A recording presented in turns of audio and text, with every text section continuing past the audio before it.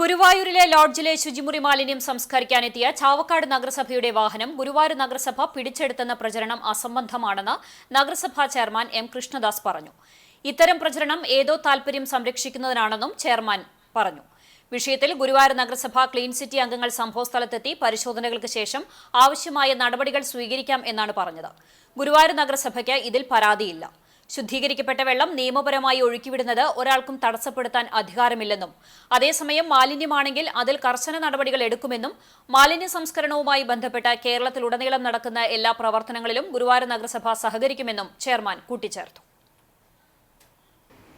ശുദ്ധീകരിക്കപ്പെട്ട വെള്ളം നിയമാനുസൃതം ഒഴുക്കിവിടുന്നതിനെ ഒരാൾക്കും തടസ്സപ്പെടുത്താൻ അധികാരമില്ല. അതേസമയം മാലിന്യമാണെങ്കിൽ അത് തടയും, കർശനമായ നടപടി സ്വീകരിക്കും. അങ്ങനെ സ്വീകരിച്ച നിരവധിയായ അനുഭവങ്ങളും നമ്മുടെ നഗരസഭയ്ക്കുണ്ട്. സെപ്റ്റേജ് മാലിന്യം വലിയ തോട്ടിൽ കൊണ്ടുപോയിട്ട് മാലിന്യ വണ്ടി പിടിച്ച് 3 ലക്ഷം രൂപ പിഴയടച്ച ഗുരുവായൂർ നഗരസഭ.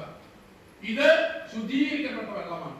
കേരളത്തെ മാലിന്യമുക്തമാക്കാൻ വേണ്ടി വിവിധ സാങ്കേതിക വിദ്യകൾ പ്രയോജനപ്പെടുത്തി ഇതുപോലുള്ള സംവിധാനങ്ങൾ അട്ടിമറിക്കാൻ ശ്രമിക്കുന്ന ഒരു സംഘം ആളുകളുടെ കയ്യിലെ പാവകളായി ചില ആളുകൾ മാറിയാൽ അതിന്റെ പിന്നാലെ പോകാൻ ഗുരുവായൂർ നഗരസഭയ്ക്കാവില്ല. ഗുരുവായൂർ നഗരസഭ ശുചീകരണത്തിന്റെ ഒപ്പമാണ്.